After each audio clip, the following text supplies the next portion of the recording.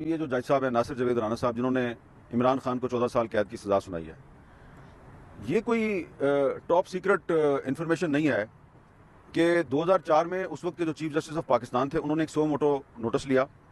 ایک وکیل تھے وہاب الخیری، تو یہ جج صاحب جو ہیں انہوں نے اس کو کورٹ میں بلائے بغیر ہی، سمن کیے بغیر ہی، ان کو پروڈیوس کیے بغیر ہی ان کا فزیکل ریمانڈ دے دیا تھا.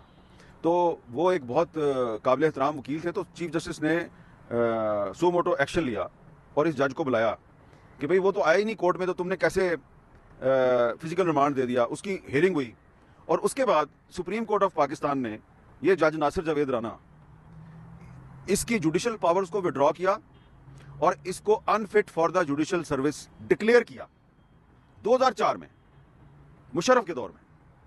اور اس کے بعد 2022 میں دوبارہ جو ہے شہباز شریف صاحب کی حکومت جو ہے اس کو اکاؤنٹیبلٹی کورٹ کا جج بنا دیتی ہے. اب مجھے آپ یہ بتائیں کہ ایک جج صاحب جو ہیں ان کو سپریم کورٹ آف پاکستان نے unfit for the judicial service declare کیا ہوا ہے، وہ کیسے جناب ان کو آپ نے پاک صاف کر کے اور دوبارہ لگا دیا؟ اور دوسری بات یہ ہے کہ یہ جج صاحب جو ہیں یہ اس سے اندازہ لگائیں کہ 2004 میں بھی یہ ڈسمس ہو چکے ہیں، اتنے پرانے ہیں یہ صاحب. تو یہ بار بار جو ہے وہ فیصلہ مؤخر کر رہے تھے، بار بار فیصلہ مؤخر کر رہے تھے، کہہ رہے تھے میں کورس کرنے جا رہا ہوں. بھیا آپ کیا کورس کرنے جا رہے تھے؟ آپ پہلے تو یہ بتائیں کہ 2004 میں جو آپ کو ڈسمس کیا تھا تو آپ دوبارہ پھر جج کیسے بن گئے؟ ہمیں نہیں پتا کیسے بن گئے.